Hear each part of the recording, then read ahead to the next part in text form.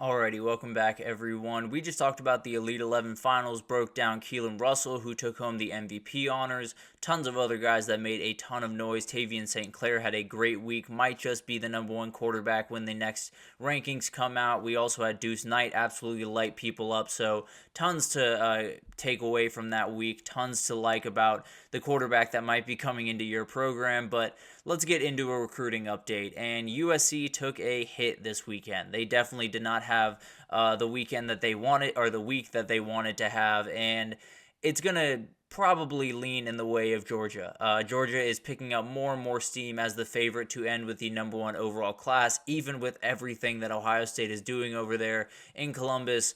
The Bulldogs are going to be hard to beat. So let's break this down real quick, and it really starts with this guy right here. Isaiah Gibson is a remarkably talented edge rusher, the number one edge rusher in the entire country, in fact, and he just decommitted from USC. Definitely a huge loss for the Trojans. A five-star out of Warner Robins, Georgia, heavily leaning towards the Bulldogs. Frankly, he is in Columbus right now visiting Ohio State, so maybe they are able to pull that one off and add even more to that defensive class that they have brewing up there. But I feel pretty good that this guy's going to be a Bulldog. I think Kirby Smart has everything in his wheelhouse to make sure that this kid is a Bulldog at the end of the day. So I feel fairly confident about this one. I think he'll definitely be a Bulldog by signing day. I don't exactly know when all this is going to go down, but I think he's going to go to UGA at the end of the day. And then you had Justice Terry, another really talented player, number two defensive lineman in the country, out of Manchester, Georgia, are also decommitted from USC. Definitely not what USC wanted, definitely not what they expected to happen. But as I talked about a couple of days ago when I was talking about USC, it's just about keep swinging.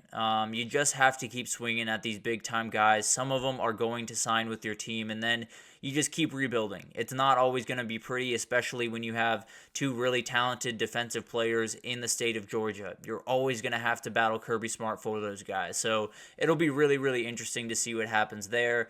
Justice Terry, I think, likely will flip back to Georgia. He was committed to Georgia before, which is always kind of a hard thing to get a gauge on. Maybe he finds a new place to play. I know Alabama is also in on that conversation, so it'll be interesting to watch what happens, but a big blow to this USC class that was looking really, really good on the defensive side of the ball and is still looking really solid, but these two were the crown jewels of this class, that's for sure. But let's get on over to Alabama because they're doing just incredible things. They've added 6 players in 2 weeks since Keelan Russell flipped from SMU, and it started on the offensive line. Marcus Carroll, the number 2 interior offensive line in the country, and Jackson Lloyd, that guy right there, the number 6 offensive tackle in the country, are the 2 big-time pickups on the offensive line. They also got Mal Waldrop, who's a solid piece on the interior offensive line, a 3-star, so not necessarily towards the top of any recruiting list, but still a very talented young kid. Another big-time pickup was Chuck McDonald, a very, very talented kid at Mater D High School. This dude can play. Every kid at Mater D High School can play some football. I can almost promise you that. But this guy is the number 9 cornerback in the country and number 4 guy in this class for Bama. So a very, very talented pickup there. Landon Simmons is another D lineman they got. Might be a diamond in the rough, kind of on the Mal Waldrop type of tier, I suppose, of recruits. But when people at Bama find someone, you feel fairly confident that they found someone pretty good. I feel very confident in Kane Womack's ability to find talent when not a lot of people would. But let's get over to the other team that I think is going to light the world on fire over the next couple of weeks, and that's the Texas Longhorns. And it starts with that guy right there. DeCorian Moore is absolutely huge for this class. He's the number 1 wide receiver in the country, and he was in Austin last week and had absolutely rave reviews when he was leaving. Took a photo shoot with pretty much his entire family, which is always a really, really cool thing to see. Now he heads to Eugene. He's probably heading to Eugene right about now, or just showed up, to be totally honest, and then is expected to commit sometime maybe late June, early July. I think Texas wins out on this one right now, but the Ducks will have their shot this weekend. If they can make some noise this weekend, then maybe they get a flip, or maybe they, turn the tides a little bit. But I think Texas is likely going to win out for DeCorian Moore. And then you had another guy Kik Lockett, a very, very talented wide receiver. He was in Tuscaloosa this last weekend and left with a very good impression of what they're doing over there. I know Jamarcus Shepard is going to be a really, really hard guy to beat on the recruiting trail going forward, but Texas is still likely in the lead for this kid. All of that stuff can very much flip, and haven't necessarily heard too many concrete things from him since the Tuscaloosa trip, so you don't really know if anything is really flipped overnight, but as of right now, it feels like Texas is in a really good spot for him as well. On the offensive line, they have Michael Fusi, I think a very, very talented kid. I think someone that went to A&M about a week ago, and there were some Longhorns fans that were just a little bit nervous because A&M did a remarkable job during that visit, but was in Texas or was in Austin this past weekend and did just an incredible job. It feels like the Longhorns have an edge right now to get him. If they do get him, it'll be the best offensive tackle Sark has brought in at Texas. So with Kelvin Banks in that repertoire, that's pretty impressive and shows you just how talented this kid is. And then you had Michael Terry, a very, very talented athlete, the number one athlete in the country. I'm not exactly sure what the position will be for him at the next level. I lean that he'll play in the back end of the defense, but it'll be interesting to see how the team handles that. But Texas got the lead right now. Still has a visit to Oregon, but it seems like the Longhorns are leading right now, and unless Oregon makes a really big impression, I think Texas will likely walk out with all four of those guys, and if that's the case, Texas is cooking. They're going to be right up there, right towards the top with Ohio State, with LSU, with Georgia, and it's going to be pretty incredible how quickly they jump. So over the next 3 weeks to a month, just keep an eye out on Austin and make sure, because it's going to get really interesting over there pretty quickly. But then let's get to a couple other commits that came through. Kerr is a very, very talented offensive lineman.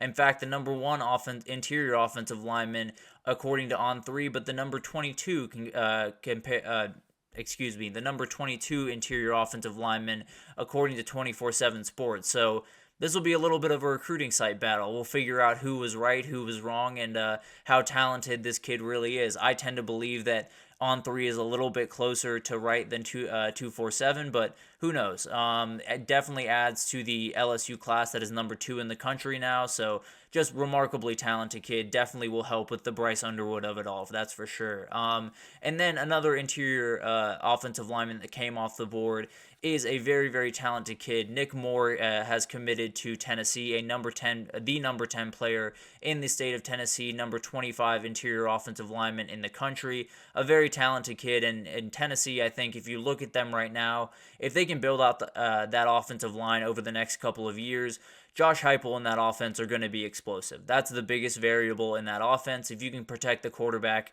they're going to be just more than fine, I'll be totally honest. And then you had Jaden Wilkerson. That might be Jaden Wilkerson, I'll be totally honest. I might have messed up my slides here a little bit. But Jaden Wilkerson is a very talented offensive tackle that committed to Miami, 6'7", 330. Just if you refine this kid and make him a little bit better of a pass blocker, he's going to be an absolute problem. And Mario Cristobal knows exactly how to do that. They also got Demetrius Campbell, another very physical guy at a 3-star, but very, very physical, 6'3", 300 pounds. They're doing what they need to do down in Miami. A huge wide receiver talent that I actually wanted to get to, which is this guy, Marcus Harris. Oklahoma was able to pick him up. Absolutely huge pickup for them. Oregon wanted this kid very badly. I can almost promise you that. Again, goes to Mater D High School with Chuck McDonald. This is a school where if you go there, I am very confident you're going to be a good player in college, because they play a different level of football over there, I'll be totally honest. So a huge pickup for Oklahoma. Definitely someone that will absolutely keep the really, really good wide receiver class going there. And then Penn State picked up a big-time commitment from Jameer Johnson, number 4, 22 cornerback in the entire country. One of the top players in their class, and it might be coming at a good time because Alvin Henderson, the top running back in their class and one of the top players in their class, just got a prediction from Steve Wiltfong to flip to Auburn. So definitely not all ideal for Penn State, but picking up Jameer Johnson definitely eases that pain just a little bit. Then you got a couple of D linemen that I want to talk about. Andrew Maddox is a four-star defensive lineman. He is going to Ole Miss, a big-time pickup where Ole Miss just needs to keep loading up on the defensive side of the ball and keep recruiting at that level, and they might just be able to stick around for quite some time. So very much like this pickup. And then you had Malcolm Simpson. He was a four-star D lineman that committed to the Huskers and going off to Lincoln. So big pickups for both of those squads. Definitely positions that they're going to need to fill this time next year. So we'll see what happens with those two guys. And then I want to get a couple of 2026 tidbits in there. I know this way in advance, but a couple of kids came off the board that I need to touch on. The number 2 quarterback in the country in 2026, Diabel Bell, has committed to Texas. He is the son of NBA legend, in my opinion, NBA legend Raja Bell, a very, very talented player in his own right. But this kid is an elite thrower of the football. He can play, do literally anything you want him to do, is that kind of ultimate point guard of the offense, but is a dual threat, so has some of that ability with his legs, can do some different things. In fact, he's the first dual threat quarterback that Sark has signed since he's been at Texas, so it'll be interesting to see if anything changes with the offense once he gets his time, but that's quite a bit away. But quarterback position continues to not remotely be a problem for Texas in the recruiting world. And then you got Brady Hart, a 4-star, top 10 quarterback in the country, committed to Michigan this past week. A very, very talented kid. Definitely locking up your quarterback to start your class in 2026 is absolutely huge. So definitely getting that guy, letting him recruit all the other guys around him, always a win. And this guy is very, very talented. So Michigan's got to be very happy for that. Recruiting is going to be insane over the next couple of weeks. It's already been pretty wild, but I think it's going to get even more crazy. Some big-time names coming off the board in the next 3 weeks to a month. So definitely be on the lookout. We will keep you updated with everything you need to know right on here. So no worries about that by any means. So we'll keep you updated on all of it as it comes out. But let's take our third break here. And when we come back, we're going to get into stock up, stock down. We've done this with the SEC, the Big Ten, the Big 12, and now we're to the ACC. And I have two teams that I really like over the next 3 to 5 years and two teams I don't necessarily like over the next 3 to 5 years. And we'll break those guys down right after this. So stick with us.